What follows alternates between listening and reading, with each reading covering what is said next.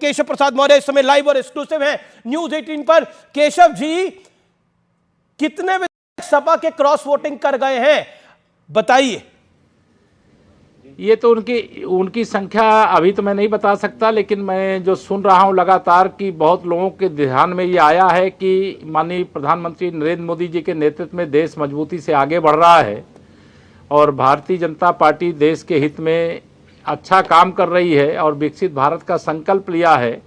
तो लोगों के मन में आया कि भाजपा के प्रत्याशियों के समर्थन में खड़े होना चाहिए और समाजवादी पार्टी का चूंकि कोई भविष्य नहीं है, वो समाजवादी पार्टी बनने जा रही है और सपा के अंदर अंतरकला है, सैफई खानदान में अंतरकला है, वह उजागर हुआ है और भारतीय जनता पार्टी के 8 प्रत्याशी चुनाव जीत रहे हैं। मैं पहले भी कह रहा था, आज भी दोहरा रहा हूँ, और समाजवादी पार्टी के 2 प्रत्याशी जीतने वाले हैं।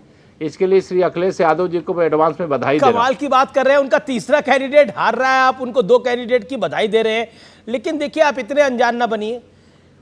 समाजवादी पार्टी का आरोप है कि गृह मंत्री अमित शाह और केशव प्रसाद मौर्य ने यह सब कुछ कराया है। ये समाजवादी पार्टी का क्लियर कट आरोप है।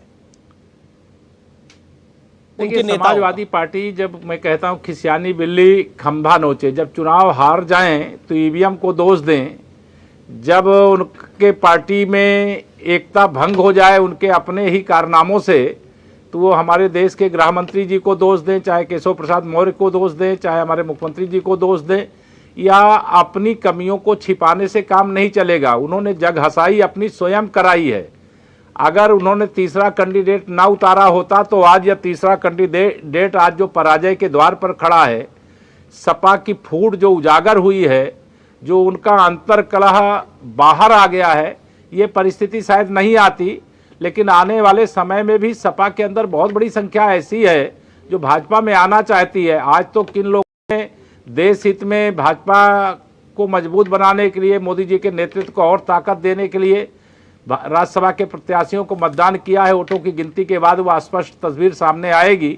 लेकिन मुझे जानकारी मिली है कि कई लोग ऐसे हैं जिन्होंने अंतरात्मा की आवाज पर वो अंतरात्मा, देखिए आप इतने केशव जी, मैं जानता हूं आप नेता हैं, आप उप मुख्यमंत्री हैं, आपको बहुत सोच के बोलना है, लेकिन अंतरात्मा की आवाज हमें भी लग रहा है ये 8 है, 9 है, 10 है, 11 है। उनका चीफ विप छोड़ के चला गया है, मुख्य सचेतक पार्टी छोड़ के चला गया है, इस्तीफा दे के चला गया आज सुबह सुबह। नहीं, बहुत, हाँ मैंने भी देखा है, आपने चैनल में दिखाया कि उनके मुख्य सचेतक और कई सम्मानित विधायक, वो आपके कैंडिडेट को यानी बीजेपी के कैंडिडेट के लिए वोट डाल रहा है, तो आपको तो पता ही होगा ना। मैं पूछ रहा हूं कि नंबर क्या है उत्तर प्रदेश में सपा के जो विधायक जो सपा के खिलाफ जा रहे हैं, वो नंबर 8 है या 10 है? उनका सबका धन्यवाद करता हूं जिन लोगों ने भाजपा प्रत्याशियों को वोट दिया है, लेकिन संख्या क्या है क्या नहीं है ये तो गणना के बाद ही अमित जी स्पष्ट होगी। जो दिखाई दे रहा है हो सकता है उससे अधिक हो सकता है उससे कम हो, लेकिन किनके अंदर राम भक्ति जागी है, किनके अंदर राष्ट्र भक्ति जागी है, किनके अंदर गरीब भक्ति जागी है, किन लोगों के मन में जो सुशासन है उसका समर्थन जागा है, किन लोगों के मन में लेकिन यहाँ पर लोग खड़े हुए आरोपों की बाद में पता चलेगा। आरोपों की फेहरिस्त भी है। रामगोपाल यादव कह रहे हैं कि मोटा पैसा दिया गया है, पूरा खेल करा गया है। रामगोपाल यादव का आरोप है। उनको अपना कार्यकाल याद, देखिए प्रोफेसर साहब को और अखिलेश यादव जी को या शिवपाल यादव जी को, इनके पूरे परिवार को अपने समय का ध्यान आ रहा होगा जब इस प्रकार से यह काम करते थे। भाजपा सुचिता की राजनीति करती है, भाजपा सुशासन की पक्षधर है, भाजपा मजबूत लोकतंत्र की पक्षधर है, भाजपा किसी को खरीदने का काम न कभी किया है न कभी करेगी। इस प्रकार के आरोप मिथ्या हैं और ऐसे अनर्गल आरोप लगाने की जगह अपनी पार्टी संभालें, अपना परिवार संभालें और भाजपा पर आरोप न लगाएं। भाजपा लगातार पूरे प्रदेश में सत्ता में है, आगे आने वाले समय में भी जनता का हमें समर्थन मिलने वाला है।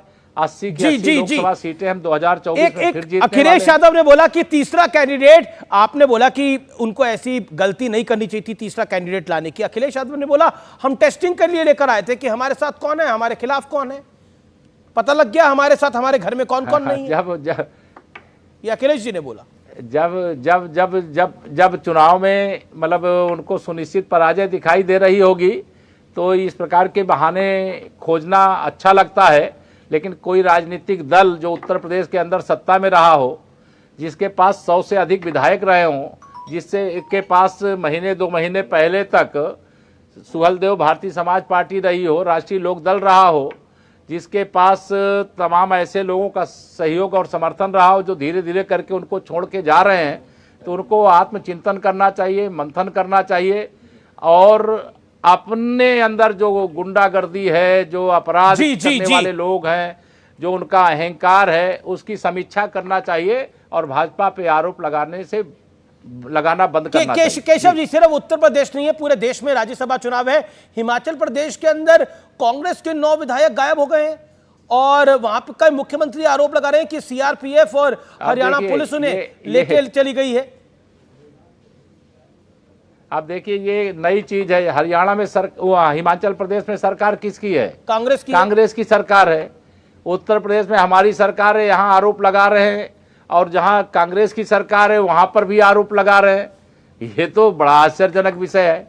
अगर सरकार उनकी है तो आप अपने ही सरकारी पार्टी के विधायकों पर कॉमन फैक्टर बीजेपी है, कॉमन आरोप बीजेपी पे ही है। अगर राज्यसभा का चुनाव हो रहा है जी, राज्यसभा का चुनाव हो रहा है और उस चुनाव में अगर कोई विधायक अपने ही मुख्यमंत्री से संतुष्ट नहीं है, उनके खिलाफ वो राज्यसभा में भाजपा प्रत्याशी के पक्ष में मतदान कर रहा है, ऐसा सुनाई दे रहा है। हिमाचल का पूरा नीचे का मुझे कोई समाचार नहीं है जी, तो मैं यह मानता हूं कि ये कांग्रेस हो चाहे सपा हो, सपा समाजवादी पार्टी, कांग्रेस मुक्त भारत की ओर देश आगे बढ़ चला है। और मैं मानता हूं कि वहां तो सरकार पर ही खतरा मंडरा गया है कि राज्यसभा प्रत्याशी को वोट दिया है जी, वो विकसित भारत के लिए दिया है। जी जी। और बीजेपी का बहुत बड़ा आरोप है हिमाचल के अंदर की वोट डिवीजन नहीं दिया स्पीकर ने, बल्कि मांगा गया। आपका बहुत बहुत शुक्रिया केशव मौर्य, मैं आपको बधाई दे दूं 8 कैंडिडेट जीतने की। अभी धन्यवाद। यहां इंतजार करेंगे? नहीं, आप बधाई दे सकते हैं तो हम स्वीकार कर सकते हैं, क्योंकि हमारे 8 प्रत्याशी जीत रहे हैं। लेकिन मैं अपनी बधाई पेंडिंग रखता हूं। अगर ऐसा होता है तो ये अपने आप में बहुत बड़ा है, समाजवादी पार्टी को बहुत बड़ा नुकसान होने जा रहा है। और बहुत बहुत शुक्रिया केशव प्रसाद मौर्य इस बड़े दिन पर हमारे साथ जुड़ने के लिए, इंपॉर्टेंट डे पे जुड़ने के लिए।